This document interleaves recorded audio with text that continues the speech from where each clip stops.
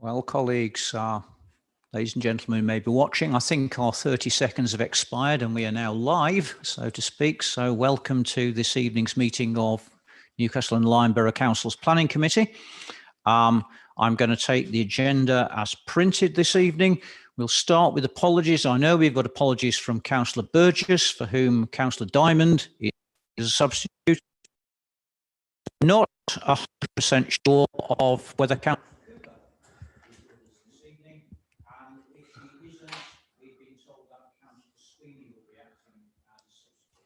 Yeah, that was the pre-arranged plan, Councillor. If she does turn up, I'll go. There's been a misunderstanding somewhere, I think.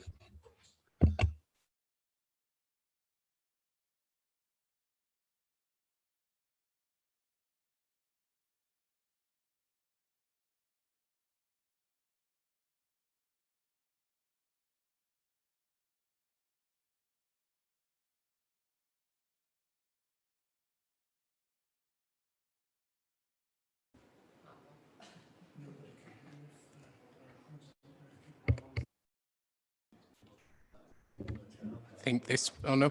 I don't know whether we interview. This one seems okay.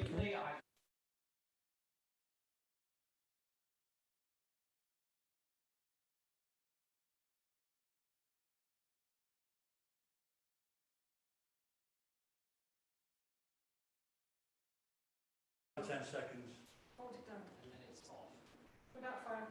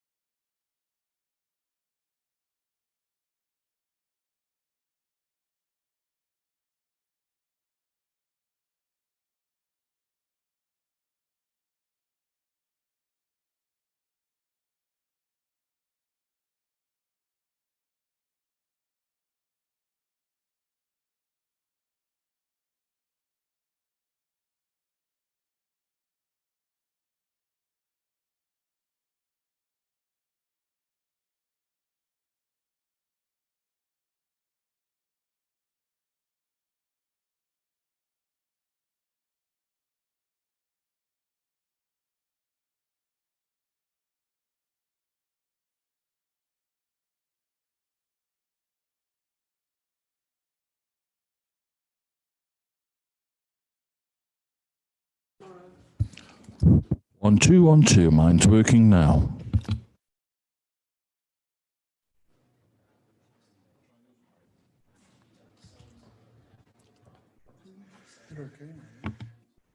I think mine is, if members who switch them off, switch them back on, mine is no longer flashing. So I'm hoping that they're now operating normally.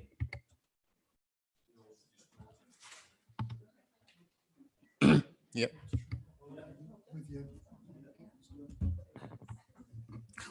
Hello.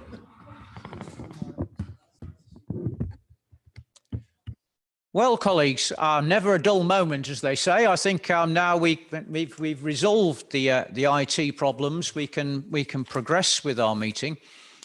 So we've done apologies. I progress to item 2, which is declarations of interest. Are there any members who wish to make such a declaration this evening? And I'm going to take silence as a statement that no one wishes to make such a declaration. That means we can progress to item 3 of our agenda, which is minutes of previous meetings as printed and on your agenda report. Are members content that they are a correct record of our past proceedings? Again, I look round and I see nodding heads. I don't see any shaking heads. So I'm going to assume that our members are content with that record.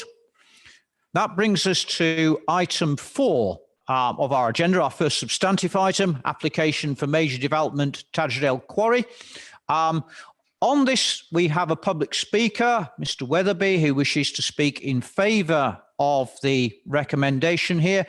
Prior to inviting him to speak, I just want to ask our officers if there's any additional information we need to know before that happens. No, Chair, nothing extra to report.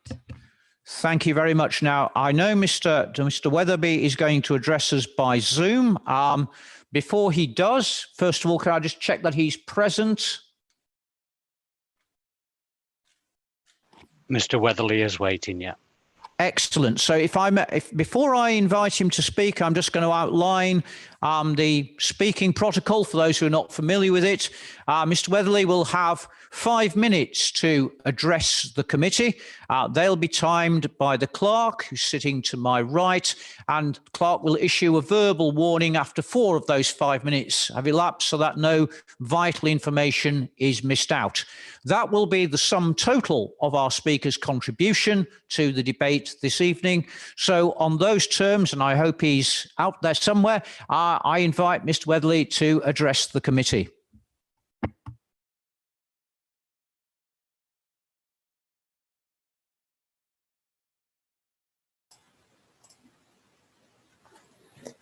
Thank you, Chair. Can you hear me now? I can indeed. Fantastic. Thank you, Chair, and good evening, members. And thank you for the opportunity to speak in support of this item on behalf of the applicant. This application seeks to vary 2 of the conditions to the extant planning permission for 128 dwellings at Tadgedale Quarry and Loggerheads. Outline consent was granted in 2017 and reserved matters approval was secured in February this year, so 5 months ago. A reputable house builder is in the process of purchasing the site from the applicant and in advanced legal discussions to finalise that purchase, and they intend to progress the site's redevelopment as swiftly as possible once that purchase is complete. Given the nature of this brownfield site and the approved development, some remedial works must be undertaken before construction of the approved homes themselves can commence. Those remedial works include a combination of further ground investigations and remediation, along with changes to ground levels within the site. The need to undertake these remedial works has been well known from the outset. Indeed, and as detailed in your officer's report, the wording of one of the existing conditions, number 7 to the outline consent, allows remedial works to take place before the requirements of the condition are satisfied. The purpose of this application is simply to vary condition 20, which relates to a detailed surface water drainage scheme for the housing development, and condition 21, which requires details of play facilities and the timing of their and open space provision, to also enable the remedial works to progress before the requirements of those conditions are satisfied.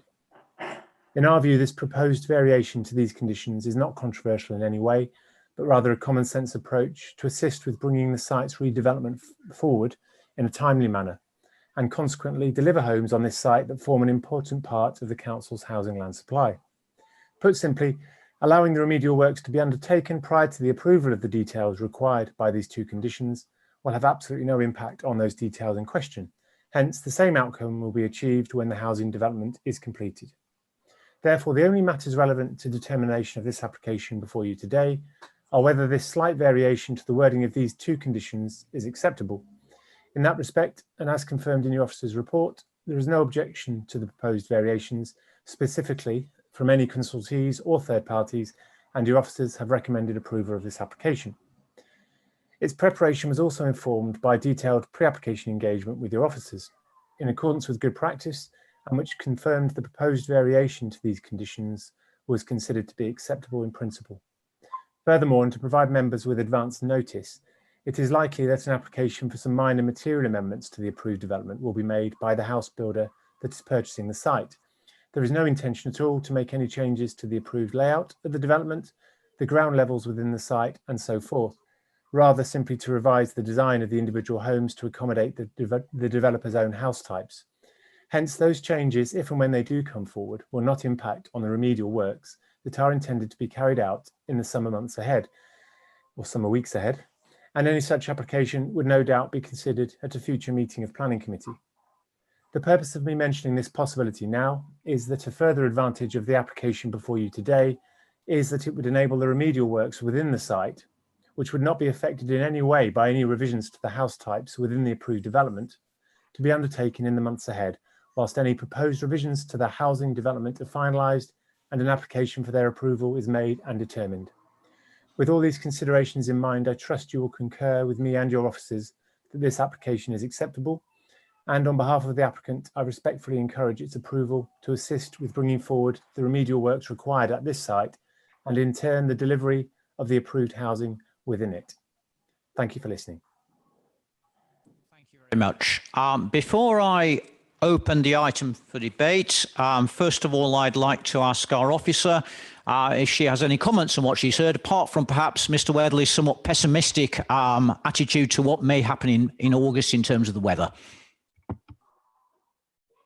No, Chair, no comments at this stage. In that case, I will open this for debate, but remind members that we are not debating the principle of development in general here, but specifically on the application in front of us. So please do address what is on the papers in front of us this evening.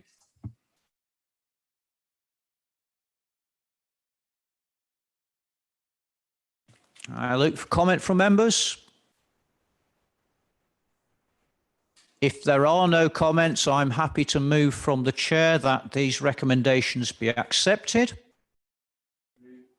Could I see those please in favour? That I think is unanimous. So we can pass to item 5 of our agenda. I'd like to draw members' attention to the fact there is supplementary paper on this item. Once again, we have a speaker on this item, Mr. Martin, who is an objector to the application.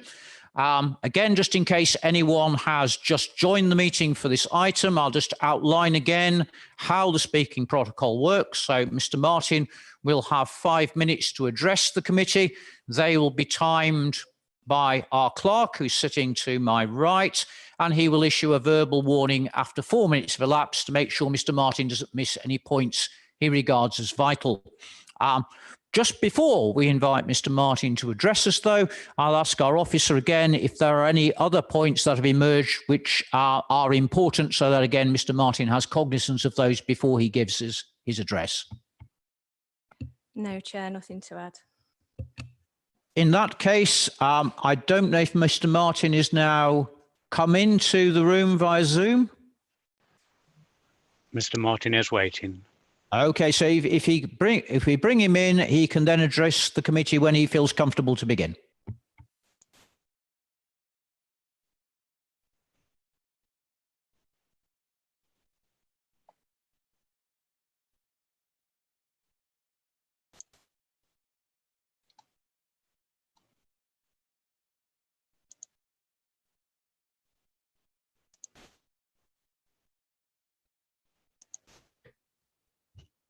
Good evening. Can you hear me? I can indeed.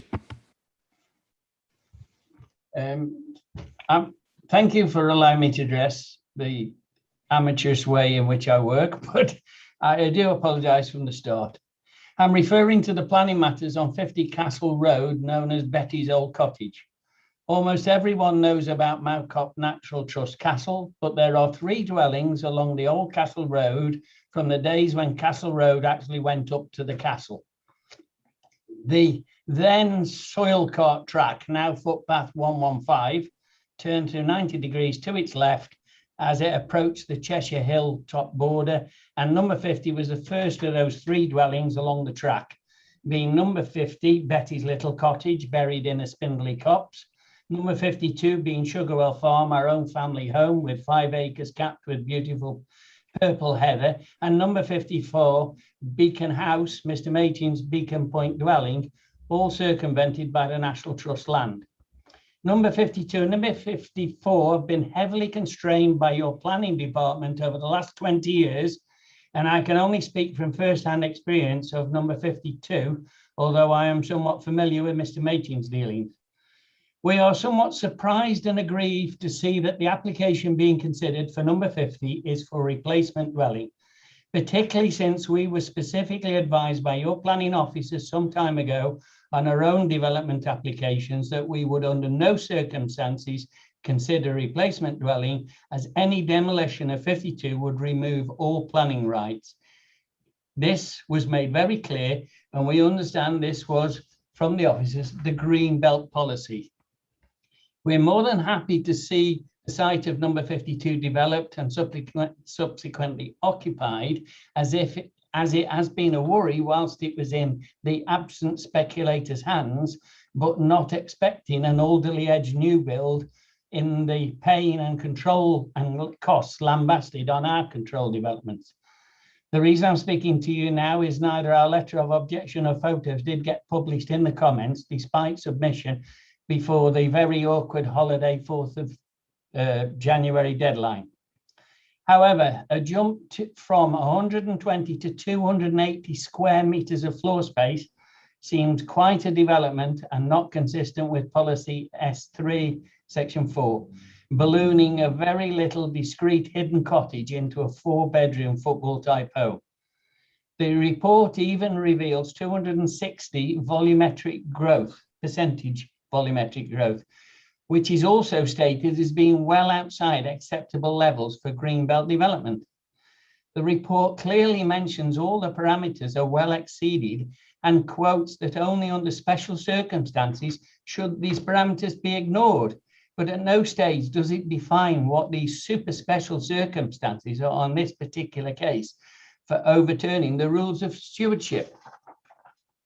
Only now the report is publicised at the last minute can we see that the proposed dwelling is 2.2 metres or 7'3" taller than the existing dwelling ridge, which we find incredibly upsetting, as at 52 we had to retain the handmade tiled roof at the existing height facing the castle and excavate into the bedrock and underpin to gain reasonable ceiling heights within the reconstruction of our ashlar walled Mowcop stone cottage.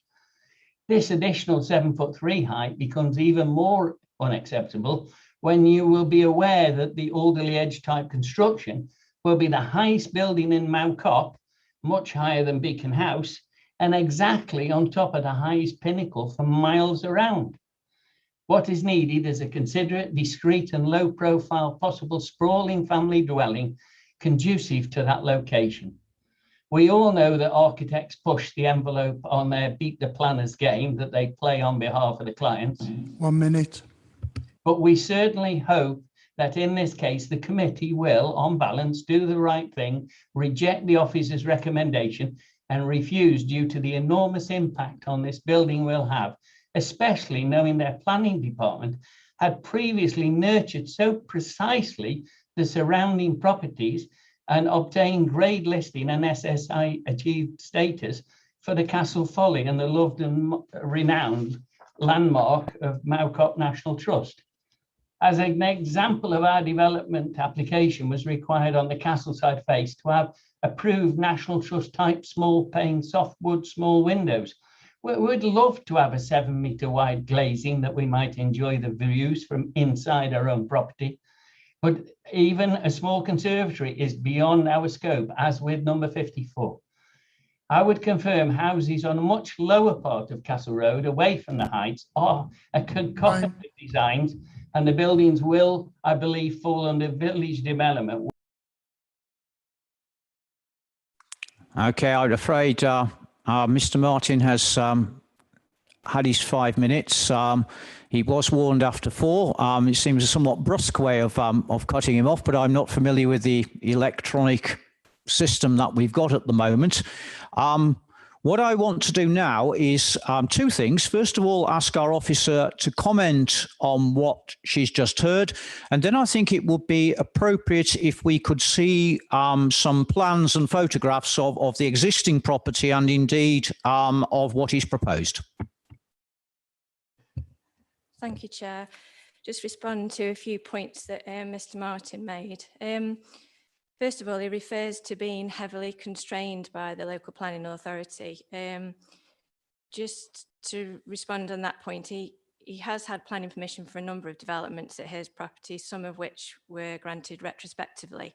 But in terms of extensions, he had planning permission for extensions, then applied for further extensions that were inappropriate development due to the size.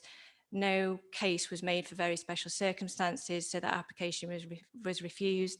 He then submitted another application where he did make a case for very special circumstances, and that application was approved. Mr. Mr. Martin referred to being advised by the LPA several years ago that a replacement dwelling would be unacceptable. I'm unable to comment specifically, but replacement dwellings have been considered appropriate development in the Greenbelt for many years. So I don't understand why he would have been advised as such. Mr. Martin states that his comments submitted in January are not summarised in the agenda report, but that's not the case. The comments that are summarised on page 23 do include, oh no, sorry, not, yes, page 23 do include the comments made by Mr. Martin. And then finally, he makes the point that he says that the application, well, the report doesn't define what the special circumstances are in this case for overturning these rules. There's a section in the report on page 20 which fully sets out what are considered to be the very special circumstances, which in this case are the fallback position of what extensions could be added under permitted development, and a comparison of that position to what's proposed now, and the visual improvements to the site, which, as you'll see shortly when I show you some photos, is rather dilapidated. So I think that's all the comments I wanted to make. So I'll just share my screen, if you just bear with me.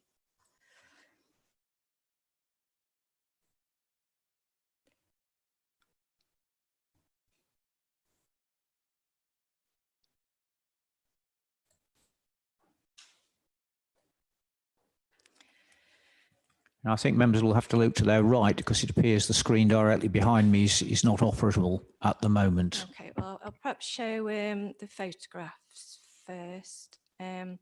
So, oh, where's that gone? Sorry.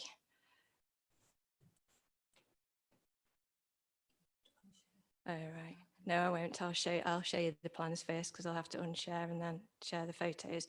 So that's the existing cottage.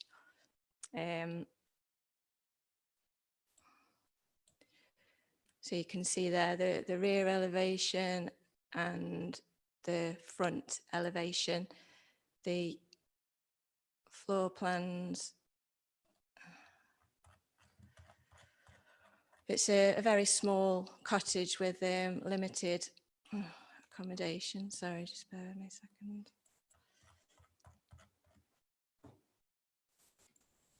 There we go. So that shows the ground floor and the first floor, so you can see how limited that accommodation is. And then the plans as proposed, rear elevation, and show you the front elevation is there. So the increase in the height of the property is about 2 meters, just over 2 meters. I think it's 2.2 over and above the height of the existing cottage. The height, I think, to the ridge is 7.8, something in that region, which isn't particularly high for a 2-story dwelling. Just show you the floor plans. So 2-story dwelling, lounge, kitchen, diner, family room, study there, and then 4 bedrooms. So I'll just go on to show you the photographs now.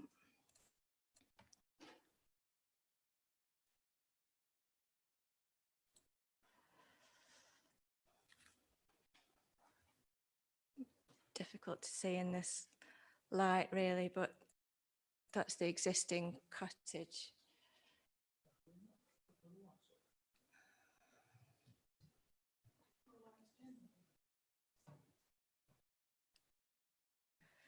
Sorry that that's not very clear.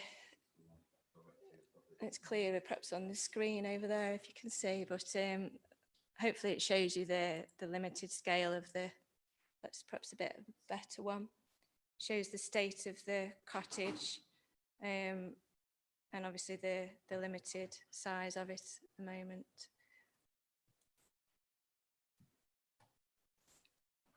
So these are views from the Malcott Castle Folly across to the surrounding properties. So this hill here is the dwelling is just sited to the other side of it. So that's I think Mr. Martin's property there. Again, another one, Mr. Martin's property, and then the proposed, well, the application site is somewhere in here. So a lot of trees that provide screening from the west. So it's primarily the views from the east that will be gained. Another one just showing the existing properties in the vicinity. So that's it, I think. Thank you very much, Ms. Colleen. Could I just ask two questions, please, to start with? The first is, I mean, I note that there is a condition about materials, but this is going to be in a rather prominent site, and I noticed that the cottage as is built in vernacular stone. Are we going to be careful that the colour of the outside of this building is not going to be obtrusive on the general view? I mean, I think a very bright white colour, for example, on that little hilltop would not be such a good idea. And equally, I note the modern fashion for extensive glazing on the front of this property. Has any regard been given to the positioning of the sun? Because again, I can see a world where there'll be an enormous reflection flare from such glazing. Could you just comment on those 2 points? Yeah, in terms of the materials, we'd certainly be looking for them to be probably quite recessive, so quite dark in colour. The site is very well screened by trees, so even from that eastern direction, which is the where it would be most visible, there is substantial tree cover that would soften views of the dwelling. In terms of orientation, so it's the glazing is on the. Let's just have a look on the plan. Sorry.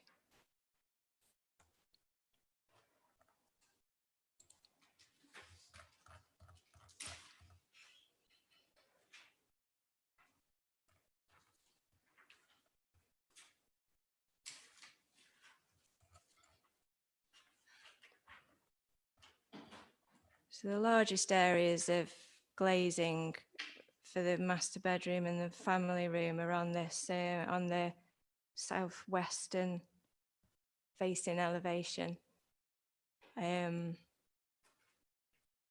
then I think there was quite a lot of glazing on the northeastern one as well, was there on the front. But the issue would be covered by building regulations approval and the amount of heat within the house and whether it gets too hot, etc., that sort of issue.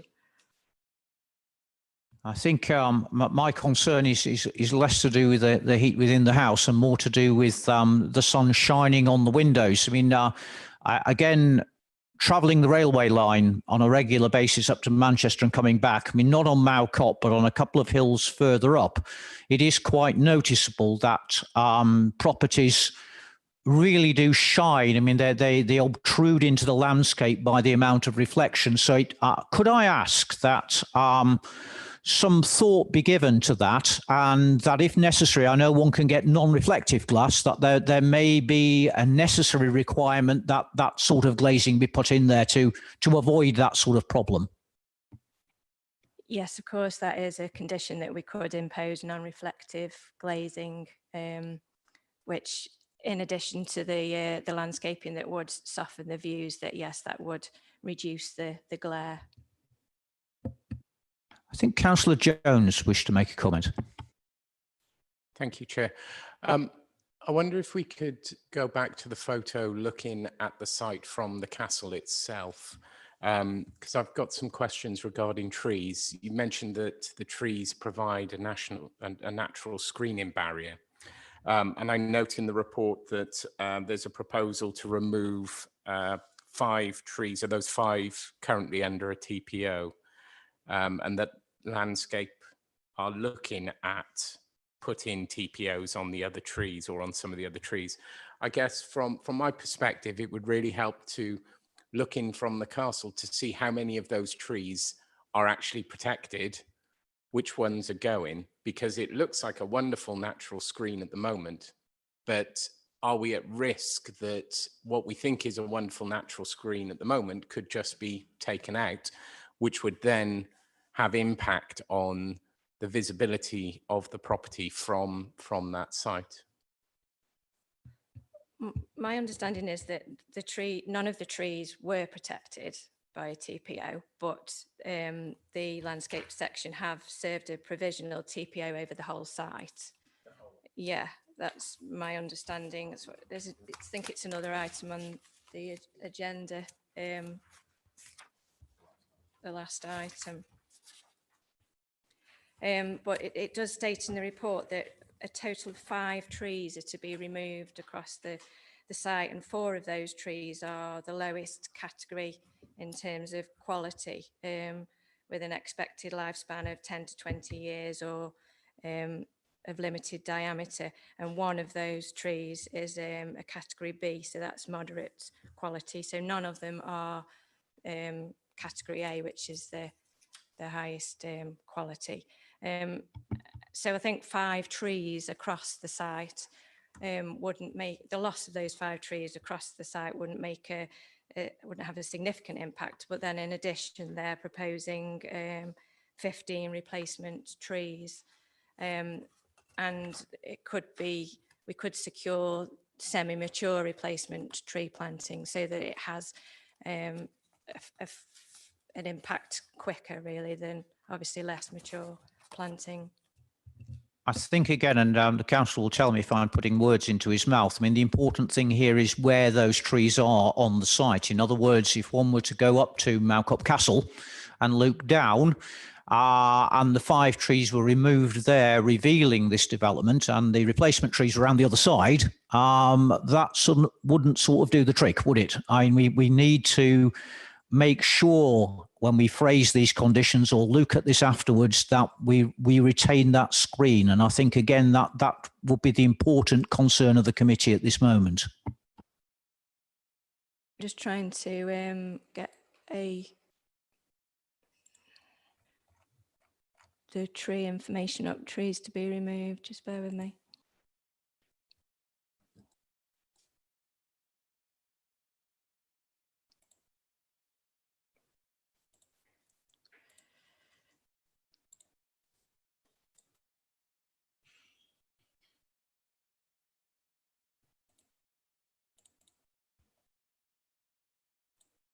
Why is it not letting me share?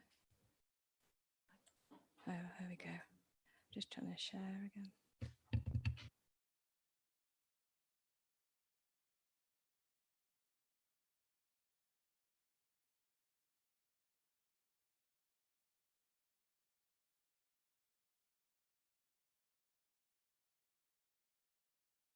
This is the tree removals plan.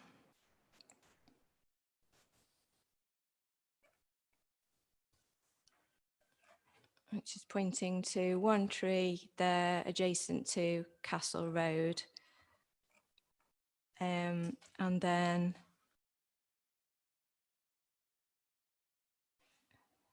this group here.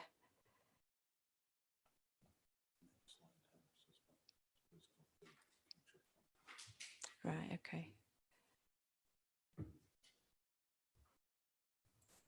There's a future planting one.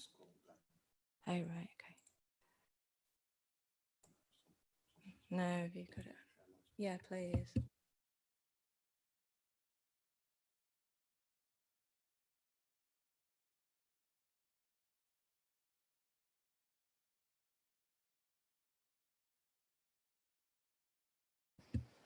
Mr. Fleet's just going to share the plan that shows the proposed tree planting.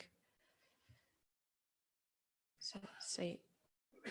So you can see that they're proposing across the top there and down, well, to either side of the dwelling. So either side of the hill, really. Could we just have the indication of where the view to Malcop Castle is? Because at the moment, I think I know where it is, but it is quite important, isn't it? Mr. Fleet's just, his cursor is showing that it's in that southwesterly direction. So where were the trees that were going to be removed? Just to the southeast, weren't they, of the property? Yeah, and there's those replacements. So the question that's in my mind is if the trees are going to be removed at what is about 7 o'clock on that diagram, but they're only going to be replaced at 8 o'clock, what is that going to do with the vista from Malcop Castle?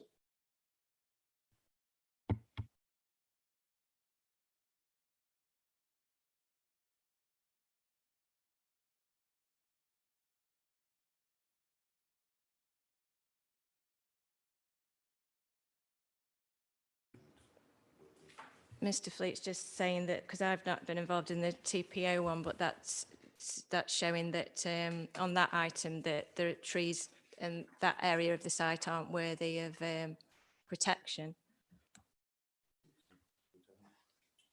Chair, I think it's confusing to look at the two applications here, because we're talking about trees as in their quality.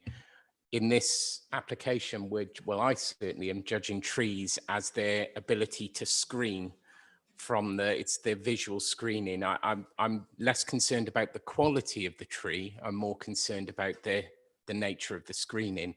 And what I'm seeing, just to agree with you, Chair, is that trees are being removed from the direct visual line from the castle to the property that's going to be built, and the replacement trees are going outside of that visual line. So they're not replacing trees that they're removing from a screening purpose. And I wonder if whilst we're looking at this, could you indicate the property alignment where the large glazed front would be on the property plan there?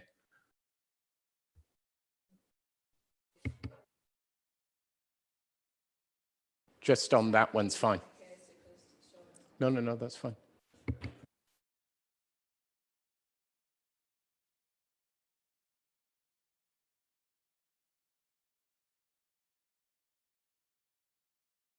So I think, and again, I'll look to our officers for this. I mean, it seems to me that we need an extra condition here to speak about screening of that area from Malcop Castle, which after all is an area which is enjoyed by many people. At the moment it's screened. It seems to me that we've got now two problems potentially there. One is one of reflection from glazing, and the other one is simply the exposure of the building.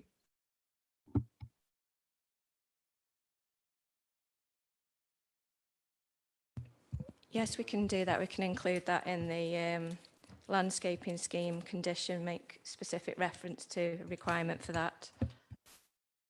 So now I've got three councillors who've indicated they wish to speak, and I'll take them in the order I saw them, and apologies if I didn't see them in the right order, but they're Councillor Northcott, Councillor Moffat, then Councillor Williams.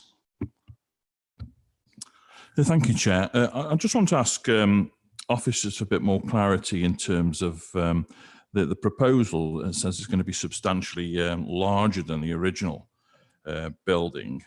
I just wondered if we could exercise the removal of the permitted development rights in terms of making sure that this, being in a sensitive area, doesn't outgrow, pardon the pun, the land that it's on, become more prominent than it needs to be. I just wondered if there's a bit more clarity. I can see in the report about the satisfying of special circumstances. I just wondered if we could have a little bit of guidance on that, because it seems slightly confusing to my eyes. Thank you. Yeah, this is something where officers have tried in the past to impose such a condition where a substantially larger replacement dwelling has been approved, we've then considered it necessary to remove PD rights. But there's been several appeals within our borough, as well, I'm sure, as elsewhere, where inspectors have concluded that there are rarely exceptional circumstances for removing permitted development rights. So just because it's in the green belt, and just because it's substantially larger than the building that it replaces, that's not an exceptional circumstance for removing those permitted development rights. Which is why, in this case, officers have not sought to remove them here. Nonetheless, would I be correct in saying that were the committee minded to put that down as a condition, that could be put down as a condition? Yes, it could. It's just, we obviously have to bear in mind that it's been considered at appeal several times, and inspectors have not agreed that that's necessary or reasonable and hasn't met the tests for the imposition of a condition. Councillor Northcote. Thank you, Mr. Chair. I just want to come back on that really. Yes, I get that in terms of the general application of the policy in terms of Greenbelt, but this site is a little bit slightly different in its special circumstances in the fact that there's a castle there and there's a special vista that's existed for quite some while. I think that we would be okay if we were mindful to protect that through the removal of permitted development rights, but I await your guidance. Thank you. Yeah, well, we've certainly never used that argument before, because we've not had similar applications where it's been an appropriate argument. So yes, that could be that exceptional circumstance if members feel they want that condition to be added.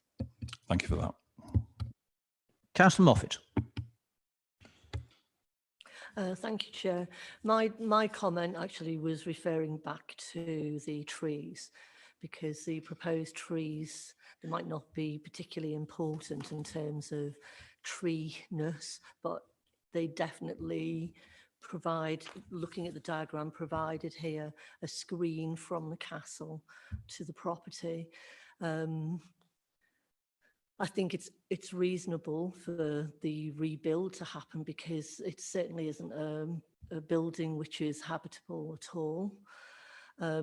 But to take 5 trees from there and have that window is really having a fab view of the castle, which is wonderful.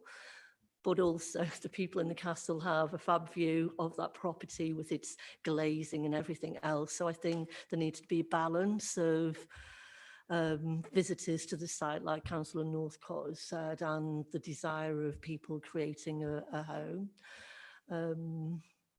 The other thing that I would like to put as a consideration is the original materials that through bringing the cottage that exists down, whether actually some of those original materials could be incorporated into a new build. So again, just to try and retain some of the feel of the original dwelling.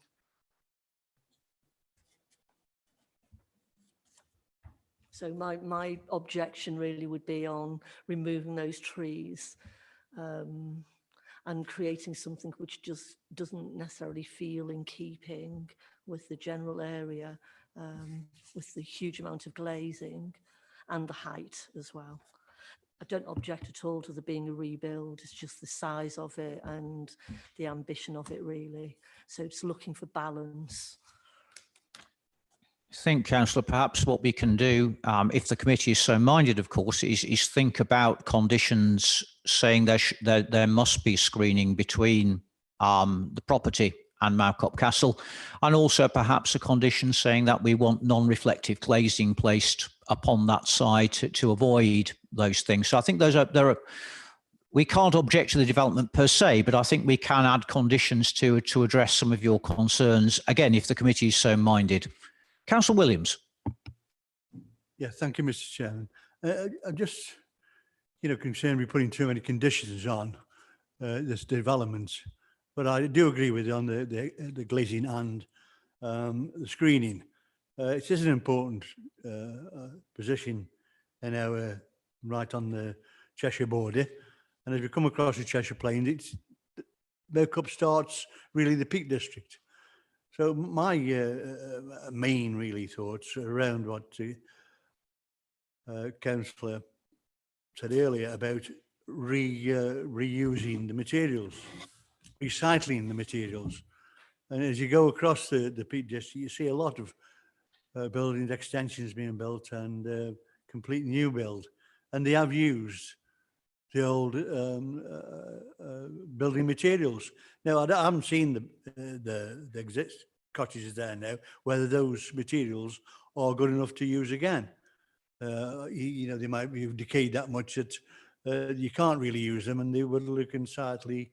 And what the developer is trying to create there, a really first-class property in that area. So again, if we could put a condition on or a note saying, you know, where we're using, or as the officer, as it's already been mentioned, I don't know, as the developer talked about using some of the existing material of the old building. Thank you. Thank you, Councillor. Again, I think there is a condition about materials. Maybe we need to harden it up a bit. Not so much an expectation, but an insistence that materials are recessive. You know, we don't want white render on a site like this, do we really? And an aspiration, shall we say, because as you rightly say, some of the material may be so far gone or so inappropriate it can't be reused, but shall we say an aspiration that some of the material that's there in the previous building is reused? Accept that, Mr. Chairman. But if you see it on the national news there, architects now are saying, or they've been urged to actually build, when they do design a building, whatever the change of use of that building can be used by other in another category. So we're looking at that, and we demolish so many buildings, and it's about demolishing buildings, the effect that has on the atmosphere and whatever. So I think we, you know, as we go along this route on recycling and the environment, I think these are the things that we could take on board. Thank you. Thank you, Councillor. Do we have any other comments from members? Looking around, we don't. So I'm now going to ask Councillor Northcott, who made a case for adding a condition about permitted development rights, whether he wishes to advance an extra condition that those be removed. Thank you, Mr. Chairman. Yes, I've got no problems proposing this development on the basis that it's substantially larger than the original property.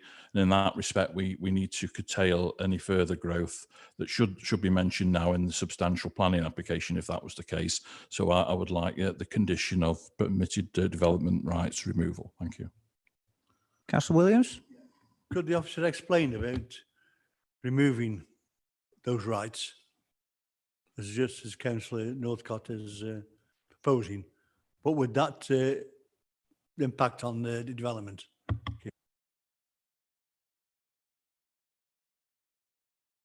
It just means that the council has control over any future extensions or outbuildings, whatever we wanted to, whichever PD rights we felt we were justified to remove. So primarily in this case, it would be permitted development rights for extensions. So ordinarily somebody could build certain extensions with no planning permission required, whereas this would mean that any extension, no matter how small, would require planning permission. So we'd have control then. I noticed Councillor Reddish was nodding when Councillor Northcott was speaking. Are you willing to second that, Councillor Reddish? Yes, yes. In that case, let's see where we've got. We've added that as a condition. Could I suggest from the chair that we add the condition which addresses the concerns of Councillor Jones and Councillor Moffat, that a tree screen is placed between this development and Mircup Castle? I think we should also say firmly that we have a condition that recessive materials be used, and add a note that there is an aspiration that material will be reused from the previous building in this building. And finally, I think I personally would want to play safe and say that particularly on that vista facing Malcop, we should be using non-reflective glazing to avoid solar flare is the wrong thing to say, isn't it? But flare from the windows when the sun is there to again, avoid damage to that vista. Would members, be anybody happy to second those and I see lots of people in that regard. Could I just ask our officers whether those are, even if they disagree with them, those are conditions we can add and those are perfectly reasonable conditions to add? Yes, Chair, I think all of those conditions are reasonable to add.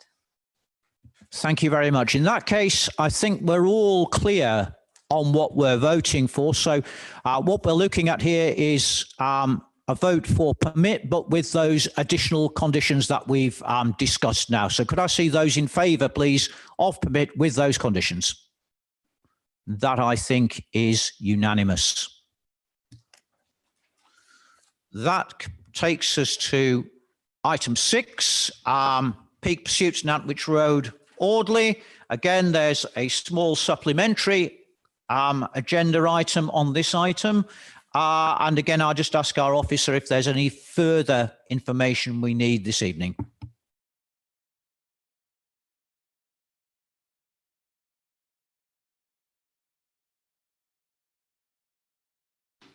We are having microphone chaos tonight. I do apologise for anyone who's watching.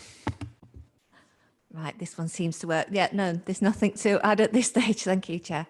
It was a bit of a anticlimax, really, wasn't it? But no matter. It's important to make sure we know these things. I open the item for comment. Councillor Owen.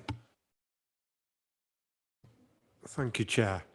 I'm a bit puzzled, to be honest, regarding the designated parking areas at this place. I believe there was a sort of gentleman's agreement that allowed Peak Pursuits to use some of the car park. My only comment would be that I think gentlemen's agreements are sort of past history. And would it be possible for us to have some definite, possibly marked out areas that were solely for Peak Pursuits customers? And a solution may be, parking permits, because there seems to be some aggravation between the community centre and Peak Pursuits of, allocated parking bays. Thank you, Chair. Thank you, Councillor. Just general comment. Whose land are we talking about here?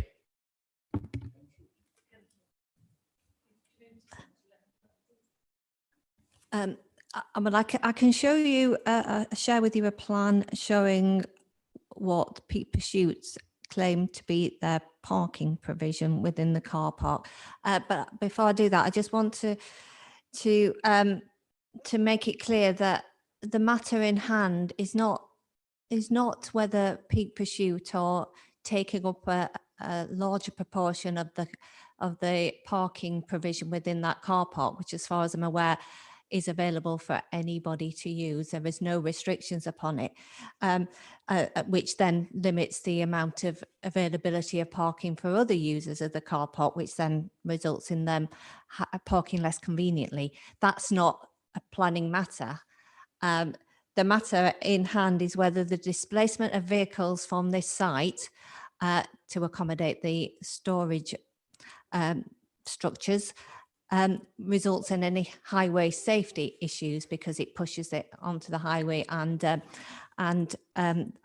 results in problems of that nature. I think there is aggravation and there are parking issues, but it's more of a disagreement as to who has the greatest justification for use of the parking, rather than there being a particular highway safety reason. But yeah, as I said, I can share with you a plan, I think.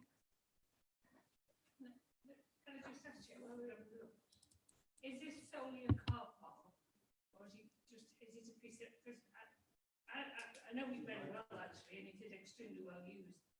So is it a car park, or is it a piece of spare land? Well, If it's a car park, it should. Well, the containers are within the enclosed yard area to the building, and it has been used for parking purposes, but it's not a designated parking area, as in any curtilage land to a building. It can have more than one use, and yeah. So the shipping containers are the if you can, I'll enlarge it a little.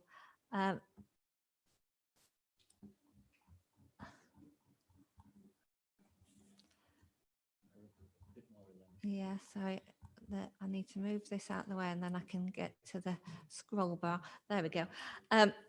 Yeah, so the hatched oblongs. So there's 3. So there's 1, 2, 3, and that retains 6 parking spaces in the rear yard area, which at the moment, well, prior to the installation of these shipping containers, could have accommodated about 3 more spaces. And they also have some spaces at the front, and they say that the spaces that they're showing there directly to beyond the rear boundary of the property are the spaces that they are notionally allocated to be used in conjunction with the operation of the business that takes place in Peak Pursuit. So yes, prior to the installation or the siting of those shipping containers, a greater proportion of that rear yard area was available for parking, but there is no specific planning requirement that it was used for that purpose at any stage. It can be used for other things. It just so happens that it was in use for parking, and as a consequence of the siting of the shipping containers, 3 parking spaces have been displaced, and therefore they're taking up a slightly larger proportion of the parking to the rear. If the people get there first and those spaces are available. So again, I'm not that familiar with this site. I just want to be clear in my own mind where we are here. This enclosed yard is exclusive for the use of this business. Is that correct? Yes, that is correct. So the enclosed area, I can show you some photographs that might illustrate. I think that'd be very useful, better. in fact, if we've got some.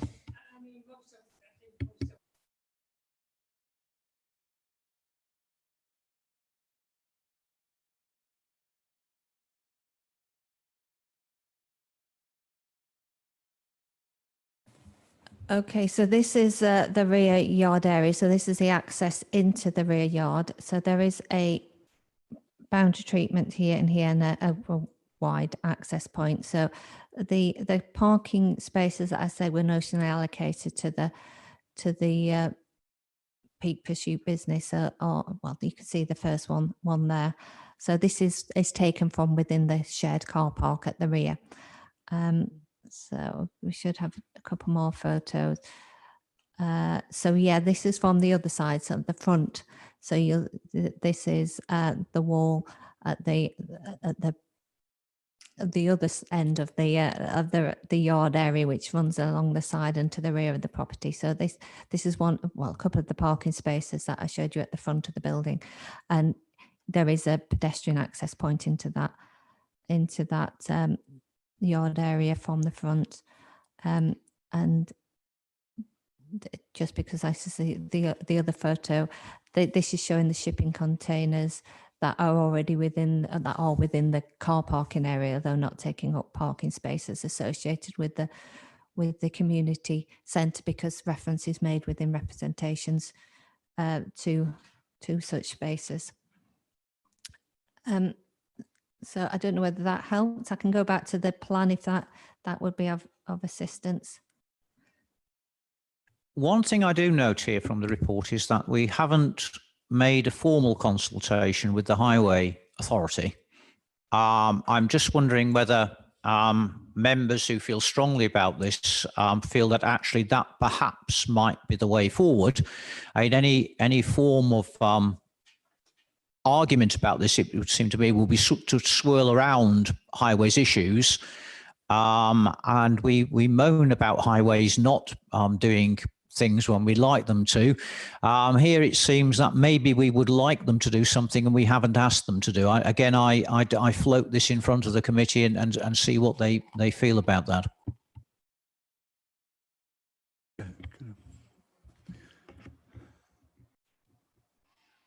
Councillor Williams. Yeah, I think that's a good idea, Mr. Chairman. But I know the site very well, and this pursuit business has really outgrown. And there's land at the front of this building. I don't know whether people can park there, but across the car park at the community centre, when that was built, this car park was set out for use of the community centre, and also as well, there's a public toilet within the community centre. But behind that, there's land. There's other land that there used to be some milk fridges that were the local milkman used. So there's quite a bit of land behind the community centre. So, yeah, I think we've been, the planning committee really in a cleft stick here. We want the business to flourish, we want the community centre to flourish, we want this pursuit business to flourish. But surely, you know, looking round the whole of the site, there's actually, you know, there's car parking behind the community centre and there's car parking in front of the pursuit centre. Whether they can use it, I don't know. I don't know whether there's public parking there or these parking you can't park. They used to be all belong to the Borough Council. I think it probably still does, but it's leased out. Thank you. What I think I'm going to propose from the chair is, given the concerns that have been raised, that we defer this item until we formally receive the views of the Highway Authority. Reading the report, they do seem to me to informally raise concerns about the potential of this producing overspill parking. They may, of course, come to the conclusion that there is no problem here, but I think it will be useful for the committee to know that formally one way or the other. I don't know if I have a seconder for that. Could I therefore see those in favour of deferral for us to seek formally the views of the Highway Authority on this development? That, I think, is a majority. It may even be unanimous. Let us then proceed to item 7, Oakley Hall, Market Drayton. I don't think we have a supplementary on this. And again, I look to our officers to see if we've got any further information. No further information. Thank you. Again, I open the item for comment from members. Councillor Northcott. Thank you, Mr. Chairman. I know this property very, very well. I've been inside it many times. And speaking to various other people about this application, it seems that the new owners of this building want to sympathetically restore some parts of the things that have been carried out in the past that haven't been sympathetic to the building. So I think that can only be seen as a plus in terms of actually bringing the building up to spec in terms of the 18th century that it was originally built in. So I've got no hesitation whatsoever to think that the applicant is not going to be sensitive to this and will actually improve and enhance and bring it up to date in terms of modern family living, being mindful of the respects of the listed Grade 2 building status. So I'd like to propose that that's accepted. Thank you, Chair. Thank you, Councillor. Any further comments from members? I'm happy to second Councillor Northcott's proposal from the chair. Could I see those in favour of the recommendation? Again, I think that's unanimous. Now we'll pass to item 8. And for those of us who served on this committee for some time, I think that we could be forgiven for a twinge of nostalgia at this juncture. I doubt if we've got any additional information other than the information printed about this application for a communications antenna. No further information. And I open the item for comment.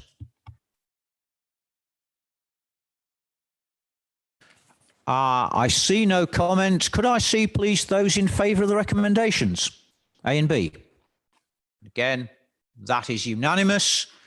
We can pass to item 9, which is more of the same. And again, I'm guessing there's no further information. Are there any comments members wish to make? Councillor Diamond.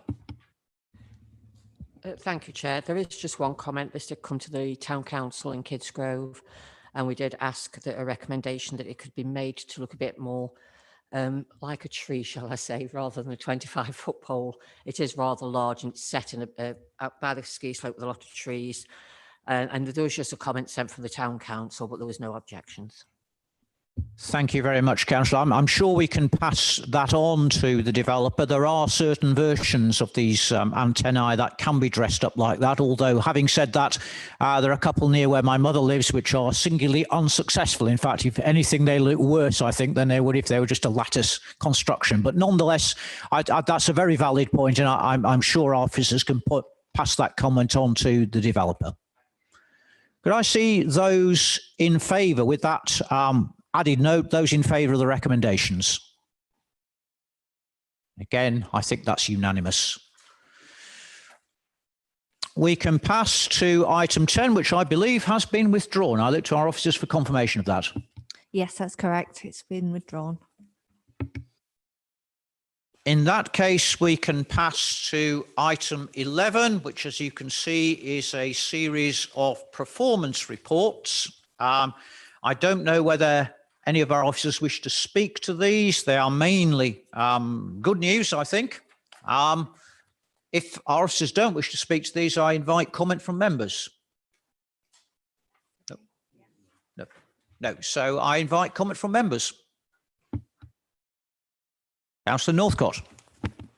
Thank you, Mr. Chairman. I just wish to say and put on record a massive thanks to the staff and officers that have been performing well whilst we've been in various stages of lockdown, and have kept these figures in a really healthy state to how they were a few years ago. I've got nothing but praise for them.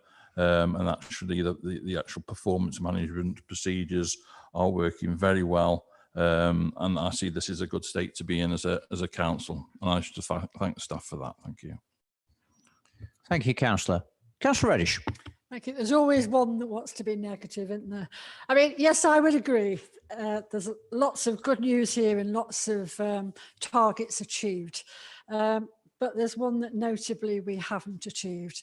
And it's our good and faithful enforcement complaints issues. So I think from this committee, I would want to say, can we look at that urgently and seriously again? I know there's a little subgroup set up and I'm a member of that, but I think wearing the planning committee hat, I would want to urge that group, including myself, and officers to progress that to see what we can do to achieve that target rather than it be sadly not achieved. I think there's a lot of work to be done, basically. And thank you, Councillor. I share your concern about enforcement. I think much of the committee does. It is very serious and it's something the public takes note of. I too am part of this subgroup, and I can assure you that from my own perspective, it's certainly not something I wish to forget about, or even less kick into the long grass. I've been doing some work on ancient religion with bulls recently, and I think this is very much a bull here that we need to take by the horns. Councillor Northcott. Thanks, Chair. Just to add my bit to the working group that we were a part of, and I've had a very good conversation today with Sean Fleet, the head of planning, in terms how we're going to address the enforcement issues and look at more creative ways of bringing the performance figures into a better state regarding enforcement. Thank you. Thank you very much, Councillor. I think, is there any further comments? What I'd want to say is that, yes, I think Councillor Reddish is right to highlight the marker that we haven't hit the nail on the head with, but I also think Councillor Northcott is right in thanking our staff. It's been a tough time for local government officers, and I would like to associate myself, and I hope everyone else, with his thanks for the hard work that's been put in to make sure that, by and large, we are doing really rather well in tough times. Very much echo that. I was just picking the negative bit. Are colleagues content that we receive that report? That case, we can pass on to agenda item 12. Again, I look to our officers to ask if there's any additional information since this has been written. Yes, there's a few things. Firstly, the report was incorrect. We had received a response to the letter sent by the Chief Executive to the Inspectorate. The response that that was received was that they understood that delays to the proceedings serve to undermine natural justice, and that continued uncertainty is liable to cause frustration and possibly distress to the parties. And I think by that they're referring to the neighbours who are concerned as to how long this process is taking. But in this case, they considered that the inspector was right, that holding a virtual hearing would likely cause a greater loss of natural justice. So the conclusion remains that they will continue along the course that they're continuing along. But there's also been some news relating to the Inspectorate's general approach to hearings following the relaxation of restrictions that took place yesterday.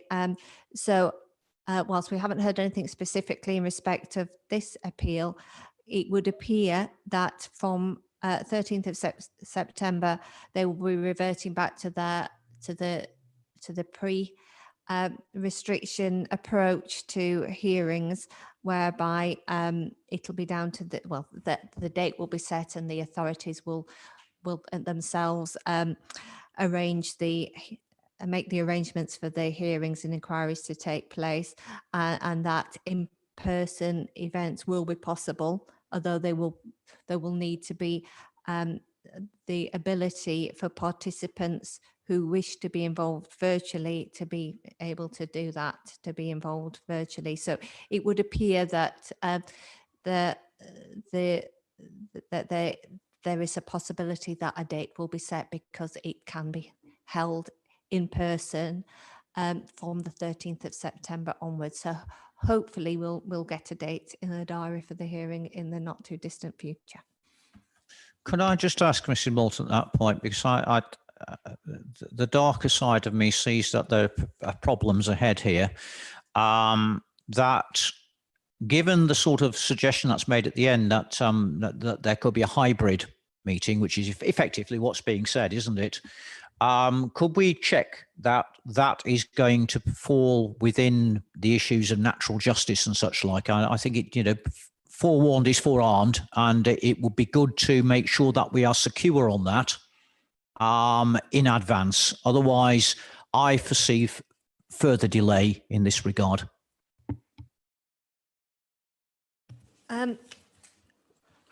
Well, we can approach the Planning Inspectorate for clarification as to what this change in guidance means in respect of the hearing that is to be held for this enforcement appeal. We certainly had no information from the appellant to suggest that they would not be prepared to attend in person. It was the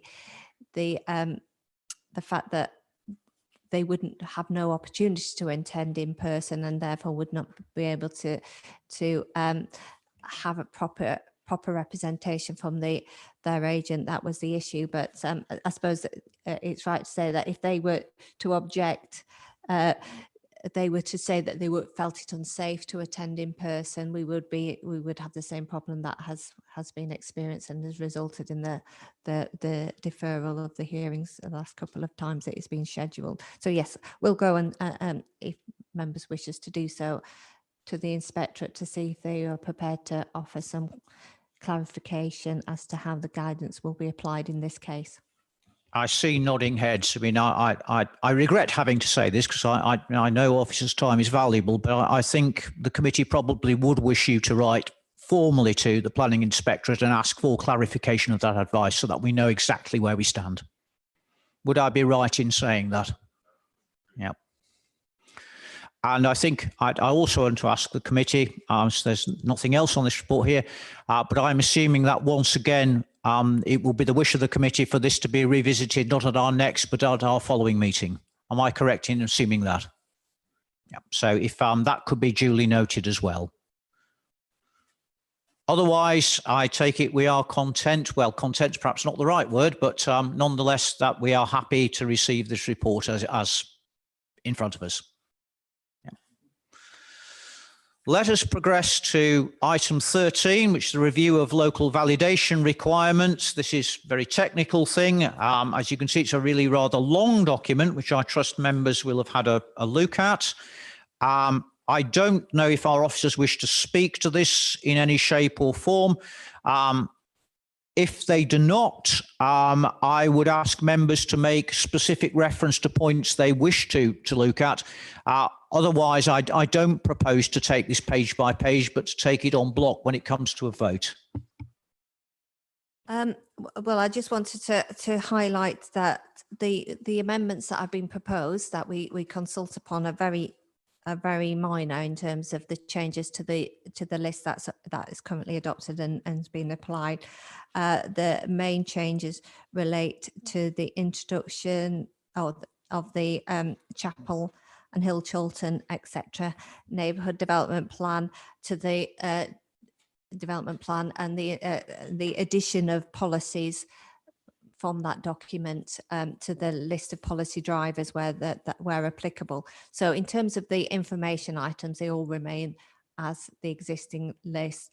The policies from the NDP have been added, and there's also been a check on the where else to go for assistance, the documents that are listed in that column to make sure that they're all still extant, and where not, they're struck through, and where they've been replaced, reference to the new documents in there, and a check to see the links all work. So yeah, it's a fairly minor alteration. It's a limited thing, but obviously as part of this consultation process, there is the opportunity for people to suggest a more radical change to the list, which we will take into consideration in the reports that we bring back at a later date to recommend what changes should be made prior to the adoption of that list. So I think, as Mr. Moulton says, there's not a lot here. In fact, paragraph 2.2 of the report points out that there are only minor changes. Do members, though, have any comments to make? If they do, please refer to specific page numbers, because this is really quite a large document.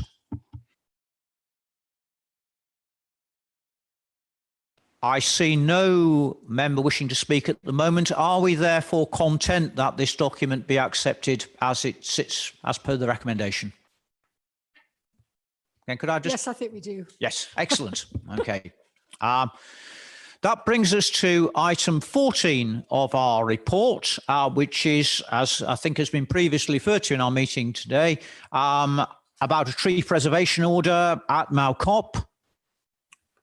Again, I doubt if there's any further information on this item. No, there's nothing further. And I open the item for debate.